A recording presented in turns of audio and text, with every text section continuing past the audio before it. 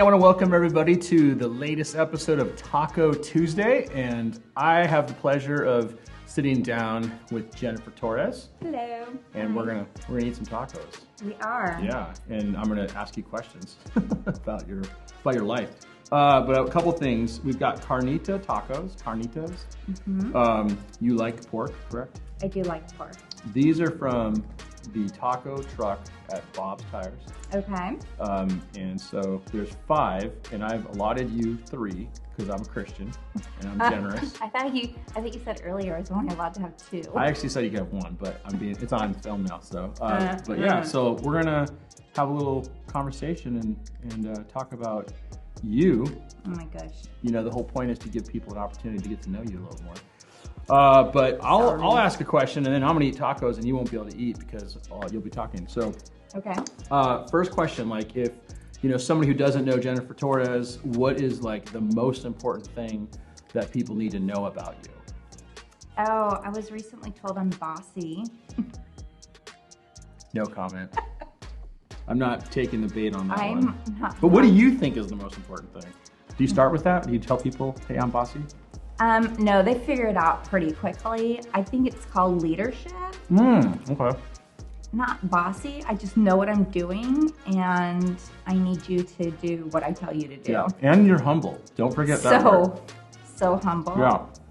Okay. One of the things that I'm pretty much known for is the care in the community. I do a lot in the community. Mm-hmm.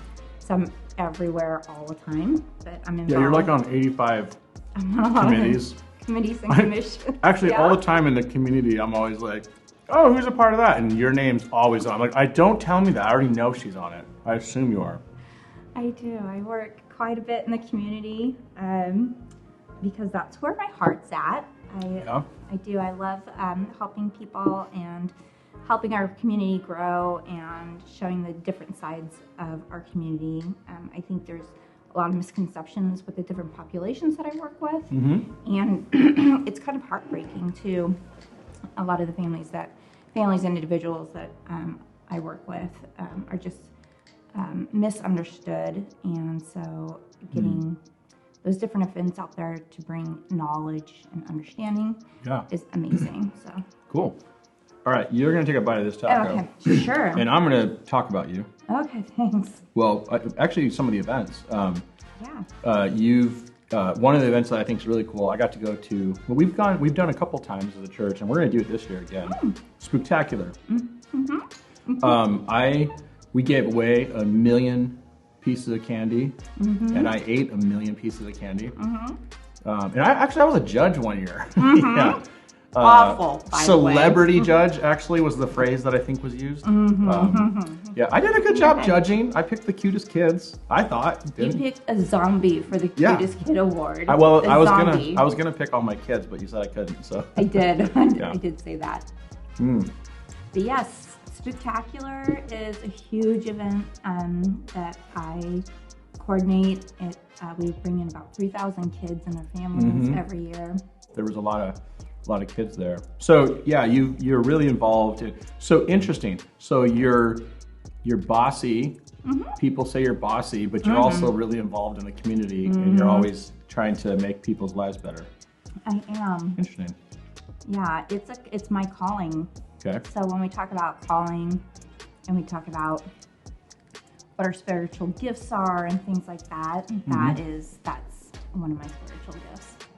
To be bossy? Yeah. Or to No, help God out laid it people? on my heart, and He said, Jennifer, this is the gift I'm giving you. Oh, wow. You're bossy lady. Oh, so project management. Cool. Yes, project. Yes, exactly. Yeah. Project. It is exactly what it is. And so I've known you for almost 7 years. So you started. So when Dawn and I moved here and started pastoring, it was in 2016, and it was pretty quickly right after that you showed up. And so yeah, what brought you to the vineyard? And now I love that you're stuck because your husband likes the donuts. Oh my gosh, my husband, bless his heart. Yeah, he's amazing. I'm like, that's how we got our hooks in you. That was the mistake you made, is bringing him. I know. Yeah. I know. Because he's amazing. Carmelo, hey. Yes. Will he watch this?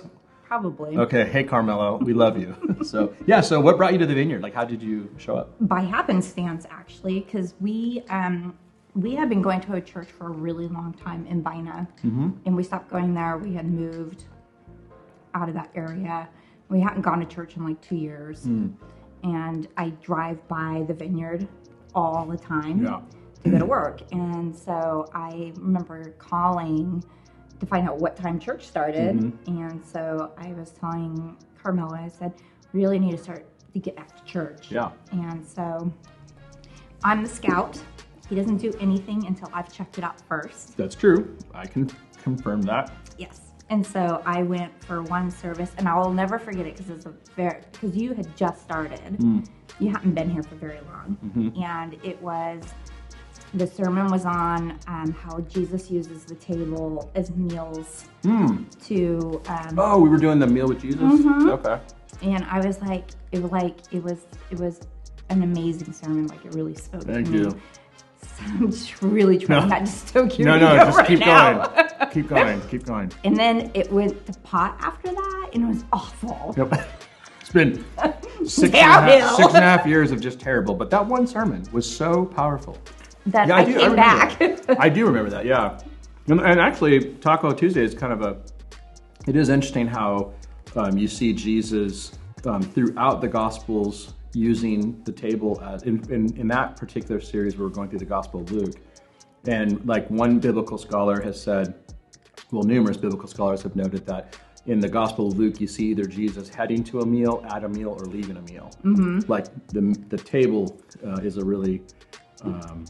it's a missional thing. It is, and it's really interesting because you can see it in different cultures as well. Yeah.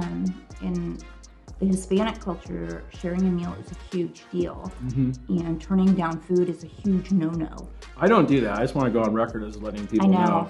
Well, the first time I met my mother-in-law. So we had just had lunch, and it was a big lunch. So I wasn't hungry, but Carmelo took me home to meet his mom, and she offered me watermelon. And I remember thinking, if I eat that, I'm gonna throw up because I'm so full. Yeah. And I ate it anyway. So you won her heart? Yes. Yeah. But yeah, it's a big deal, especially in the Hispanic. And I'm sure other cultures. I just happen to know more about the Hispanic. I think every culture. Well, it seems like when I've gone on international mission trips, food is such a big part. And speaking of the Mexican connection, which we'll talk a little bit more. But I mean, when we've been doing these trips to Ensenada, and the first time Doug and I went there, we literally just was taco stand, taco stand, taco stand, taco stand, taco stand, taco. And, partly because Doug and I were just like, just eating as many as we could. But that's what we were doing with the Mexican pastors and local people. It was just like we would just go to another meal and spend time getting to know people. And tacos are a great way to do that. They are. Yeah, that's right. Is that my part? Or is that no, yours? That's mine. Stop. This is yours? That's mine. Don't eat it. I've eaten mine too, so I'm good. I will probably eat the other ones when You can have the lemon. Okay, so let's talk about the Latino community. Sure. What would you like to know? Well, I have just fallen in love. It's interesting. Like most of my life, I've had a number of Latino friends, but not a lot of Latino culture. I think most of them were like second, third generation Latinos. So the more that I've been around the Latino community, the more that I'm like, gosh, I'm like can I be a part of this? And then they're like, do you speak Spanish? And I'm like, poquito. And that's it. Like, that's all I got. I know carne asada, pollo, so all camarones, carnitas. You mean camarones, right? Cameron. I don't know. Shrimps. Okay. Camarones. I'm not going to be able to do that. I can't do the rolling my tongue thing. But al pastor, I've learned all the important things. Yeah, all the food. Yeah, basically, yeah. And I know Jesus Cristo es Señor. Okay. That's important. I know that one. But I know in Red Bluff, in Corning and our surrounding community, there's just a lot of Latinos that live here. And I think that part of our church's mission is that we want to help everybody know Jesus. regardless of what cultural background they have. But what are some of the needs that you see in the Latino community that you're a part of? That I guess that you serve? I think the language barrier is always going to be a real issue. A lot of, and especially with because there's varying degrees depending on who you run into. So the population I work with, a lot of the families don't have documentation, and so they're going to have a lot of more issues than somebody who is like a second or third generation Latino here in Pima County. Language barrier is always going to be a big issue. Where I work, everybody speaks Spanish. I mean, almost everybody. Yeah. But if you were to go to the doctor's office, they may not have a bilingual person there. So if you're someone who only speaks Spanish and you need a service, but that person doesn't speak your language and you don't speak English, it's hard to communicate. Okay.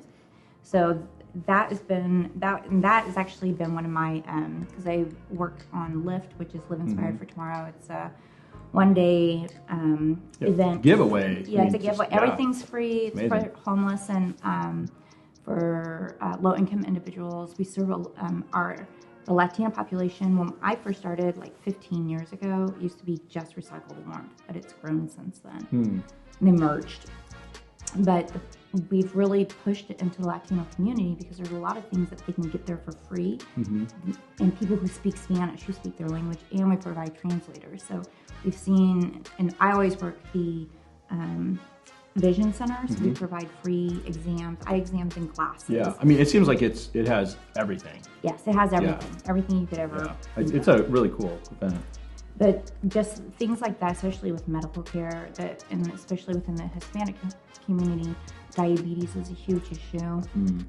So diabetes affects a lot of different things, specifically in my case, the vision. So, but if you don't have insurance, it's really hard to afford to buy glasses. So, that's so language barrier. It's a language. Pretty big. It's a big one. Okay. Cool. Well, it's been really fun talking to you. If you live in Red Bluff, you probably have seen Jennifer around. I'm sure you'll see her around. But if you see her, say hi to her and let her know that you watched her on Taco Tuesday. Yeah, and I'll try really hard not to boss you around. Yeah, you can do that. I'll boss you around. I've seen it. Yeah, you can do that too. So, all right. Well, thanks for watching. Thank you.